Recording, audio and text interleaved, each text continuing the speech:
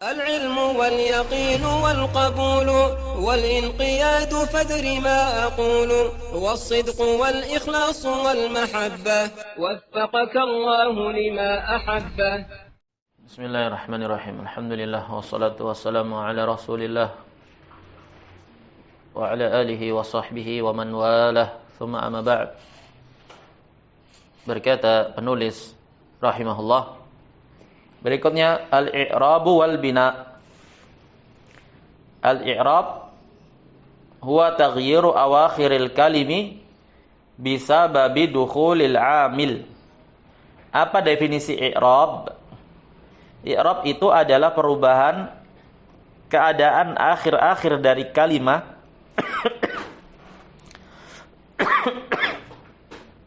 dari kalimat-kalimat yang ada, di mana perubahan itu disebabkan karena masuknya amil. Apa itu amil? Amil adalah sesuatu yang memberikan pengaruh terhadap kalimat yang jatuh setelahnya. Memberikan pengaruh apa? Memberikan pengaruh perubahan keadaan akhir dari kalimat yang jatuh setelahnya. Contohnya misalkan fi al-baiti. Al-baiti di situ isim yang mengalami i'rab. Kenapa? Karena adanya amil yaitu fi. Fi di situ dikategorikan sebagai amil namanya. Status dia amil. Kenapa amil? Karena dia memberikan efek pengaruh dampak perubahan keadaan akhir pada kalimat yang jatuh setelahnya, dalam hal ini al-baiti. Yang asalnya al-baitu, karena ada fi, jadi fi al-baiti. Fi-nya sebagai amil, al-baiti sebagai isim yang mengalami i'rab, atau dalam bahasa ringkasnya disebut al-mu'rab. Apa itu mu'rab? Al-mu'rab adalah isim yang mengalami al-i'rab. Berarti al-i'rab itu adalah perubahan, al-mu'rab adalah kalimat yang mengalami perubahan. Mithlu hadza talibun. Ra'aitu taliban. Marartu bi talibin. Terjadi perubahan dari talibun menjadi taliban menjadi talibin. Dari sini kita dapat ketahui bahwasanya talibun, taliban, talibin adalah kalimat yang mengalami i'rab, atau dalam ringkasnya adalah kalimah mu'rab. Kalimah mu'rab. Siapa yang menyebabkan dia mu'rab? Yang menyebabkan adalah amil.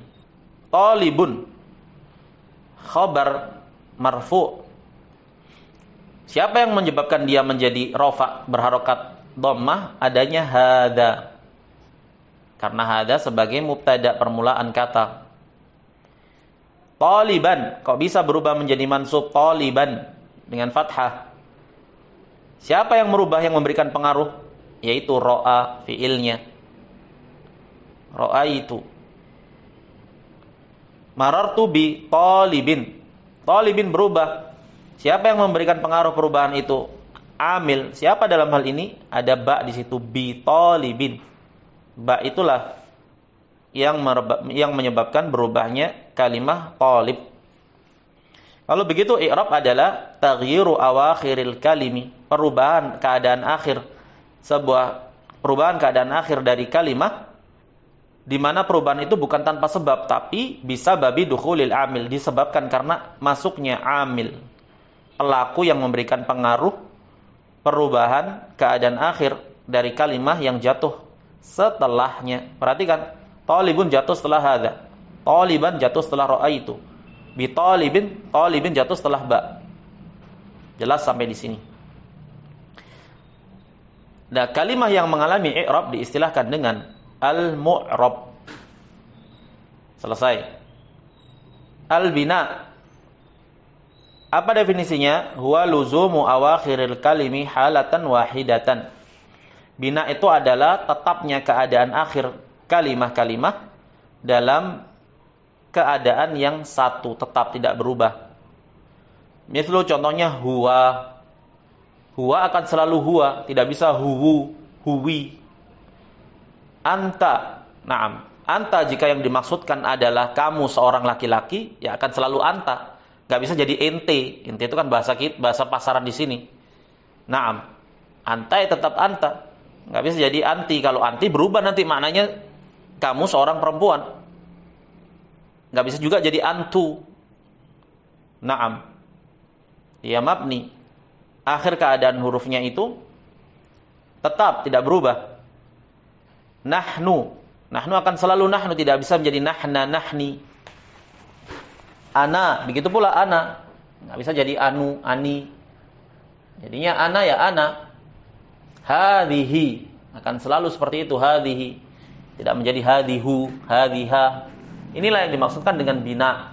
Apa bina? Tetapnya keadaan akhir kalimah-kalimah dalam bentuk yang satu. Kalimah yang berada dalam ketetapan itu, kalimah yang mengalami bina dinamakan dengan mabni.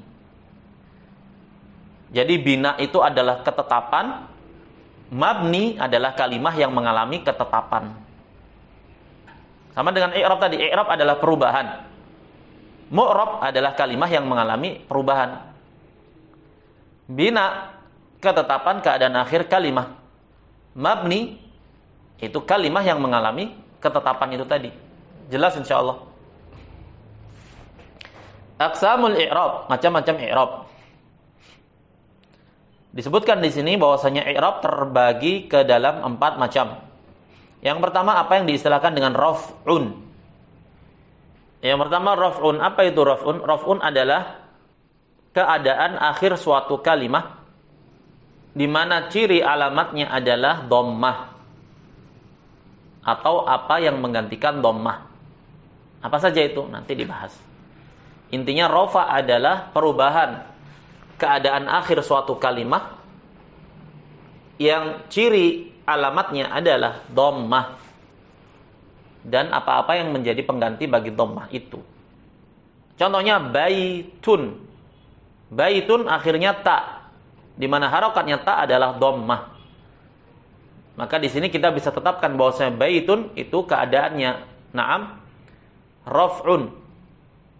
Bahwasanya baitun itu mengalami rafa', mengalami raf'un. Kalimah yang mengalami rafa' dinamakan marfu'. Adapun raf'un atau rafa' ini adalah perubahan keadaan akhir kalimah yang mana alamatnya itu adalah, yang mana tandanya adalah dhammah. Itu raf'un. Kalimah yang mengalami raf'un dinamakan, diistilahkan dengan marfu'. Rajulun. Rajulun adalah sebuah kalimah di mana keadaan akhirnya berharokat dhammah. Dan dhammah itu adalah ciri identik dari rafa'. Kalau begitu rajulun ini mengalami rafa'. Dan kalimah yang mengalami rafa' diistilahkan dengan marfu'. Kitabun. Kitabun pun begitu. Keadaan akhirnya berada dalam keadaan rafa'. Apa itu rafa'? Rafa' adalah keadaan akhir kalimah di mana tandanya adalah dhammah atau apa-apa yang menggantikan dhammah. Kitabun. Kalau begitu kitabun mengalami rafa', maka dia dikatakan sebagai kalimah yang marfu'. Yang berikutnya nasbun. Begitu pula nasb. Nasbun adalah keadaan akhir sebuah kalimah yang mana tandanya itu adalah fathah atau apa-apa yang menggantikan fathah. Apa itu? Nanti dibahas. Yang jelas kita tahu dulu bahwa nasab itu adalah keadaan akhir sebuah kalimah di mana tanda utamanya adalah fathah. Baitan. Kita lihat bahwa baitan akhirnya ta, dan ta di sini berharokat fathah. Kalau begitu baitan adalah sebuah kalimah yang mengalami nasab. Dan kalimah yang mengalami nasab namanya mansub. Rajulan pun begitu. Kitaban pun begitu. Dikatakan dia kalimah mansub. Kenapa mansub? Karena mengalami nasab. Apa tandanya nasab? Akhirnya na'am bertanda fathah. Khafdun. Khafdun kemarin diterangkan bahwasanya dia adalah perubahan atau keadaan akhir sebuah kalimah yang mana tanda utamanya adalah kasrah. Baitin. Berarti baitin di sini mengalami khafd karena kasrah akhirnya.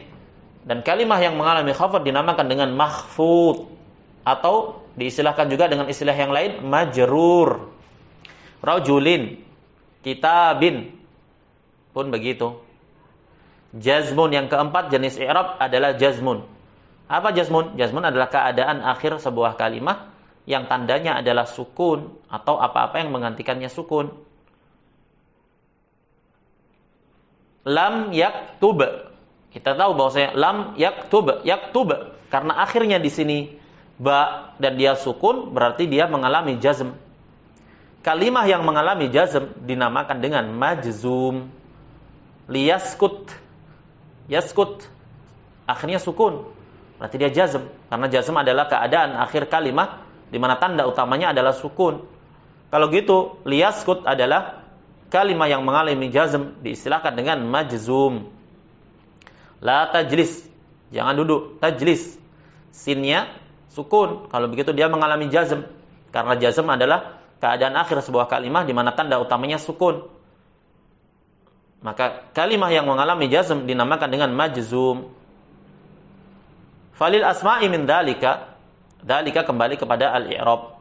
Maka bagi isim-isim dari macam-macam i'rab yang telah disebutkan, yang 4 tadi, isim hanya mengalami 3 i'rab saja. Apa itu? Ar-raf'u, wan-nasbu, wal-khafdu. Isim memiliki kemungkinan perubahan i'rab pada 3 jenis saja. Rafa', nasab, dan khafad. Wala jazma fiha, tidak ada jazm pada isim. Bermakna berarti tidak ada sukun pada isim akhirnya. Walil af'ali, dan bagi af'al, bagi fi'il-fi'il, min dalika, dalam jenis-jenis i'rab, fi'il dapat mengalami i'rab itu pada 3 jenis saja. Ar-raf'u, wan-nasbu, wal-jazmu. Wala khafdha fiha, dan tidak ada khafd pada fi'il. Bermakna tidak ada fi'il yang berharokat kasrah majrur. Jelas? Sampai sini ada yang ditanyakan Rahmat? Jelas? Naam. Ini keterangan berkaitan dengan i'rab dan bina. Nah, sekarang isim ditinjau dari bina'ul kalimah. Isim yang mengalami i'rab atau mengalami bina itu diistilahkan dengan istilah al-mabni atau al-mu'rab. Tergambarkan jelas bedanya i'rab sama mu'rab, bina sama mabni, Rahmat? Jelas insyaallah, ini harus paham definisi. Ini harus mendetail memahaminya. Al-mabni, al-mu'rab. Al-mu'rab terdefinisikan ke dalam 3 kategori, 3 jenis. Kenapa 3? Kan i'rab ada 4. Naam. I'rab ada 4, tapi karena kita membahas di sini i'rabnya isim, maka i'rabnya isim hanya berlaku pada 3 kategori saja, yaitu marfu'. Apa itu marfu'? Marfu' adalah kalimah yang mengalami rafa'. Namanya marfu'. Contohnya kitabun. Kitabun ini marfu'. Kenapa? Karena dia mengalami rafa'. Maradun. Maradun ini isim marfu'. Kenapa marfu'? Karena dia mengalami rafa'. Jelas? Yang berikutnya mansubun, kitaban. Kitaban ini adalah kalimah yang mengalami nasab, maka dia diistilahkan dengan mansub. Maradun, isim yang mengalami nasab, maka dia dinamakan mansub. Kalau dia mansub, berarti pasti dia mu'rab. Kalau dia marfu, ya otomatis dia pasti mu'rab. Naam. Kemudian majrur, mahfud. Istilah majrur, istilah orang-orang Basrah. Mahfud istilah orang-orang Kufah. Sama saja dia, hanya istilah saja.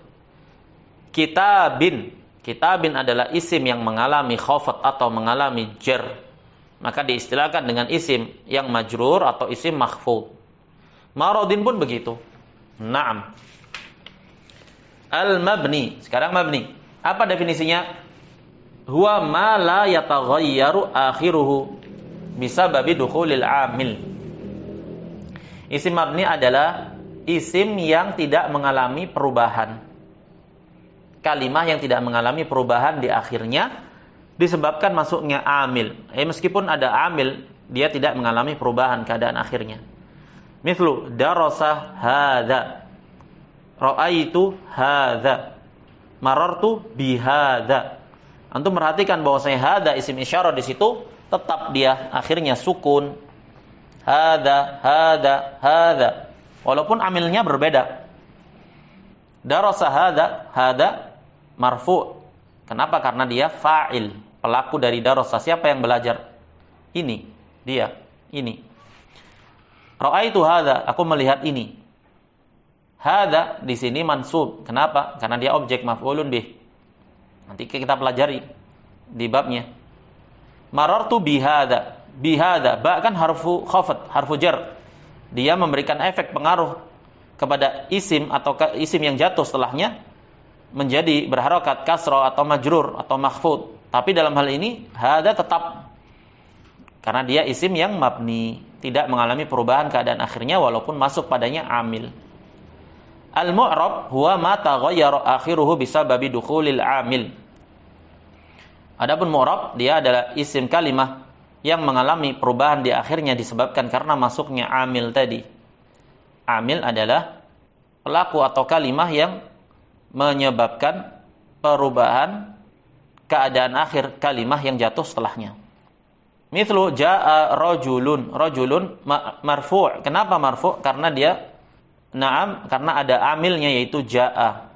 Jaa fi'il menuntut, kalimah yang jatuh setelahnya berada dalam keadaan rafa' menjadi marfu'.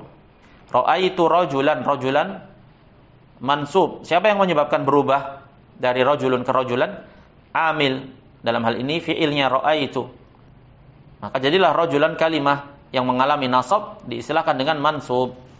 Marartu bi rajulin. Aku berjalan bersama seseorang. Bi rajulin. Rajulin kalimah isim yang mengalami jar atau khafat disebabkan adanya amil di situ harfu ba. Berarti dia adalah isim yang majrur atau makhfud. Wa likulli asma'il mu'rabati alamatun khassatun sayati bayanuha. Masing-masing isim yang mu'rab ada alamat-alamat tanda-tanda yang khusus.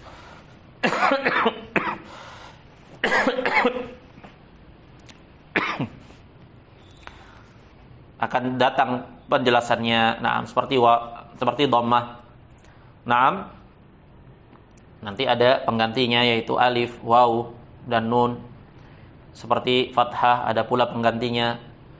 Seperti kasrah ada pula penggantinya. Jazm, atau sukun juga ada penggantinya. Intinya masing-masingnya punya alamat-alamat yang khusus. Akan datang penjelasannya. Thayyib.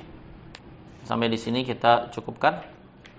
Wassallallahu wasallam ala nabiyyina Muhammad wa ala alihi wa sahbihi ajma'in. Subhanakallahumma wa bihamdika asyhadu an la ilaha illa anta astaghfiruka wa atubu ilaik.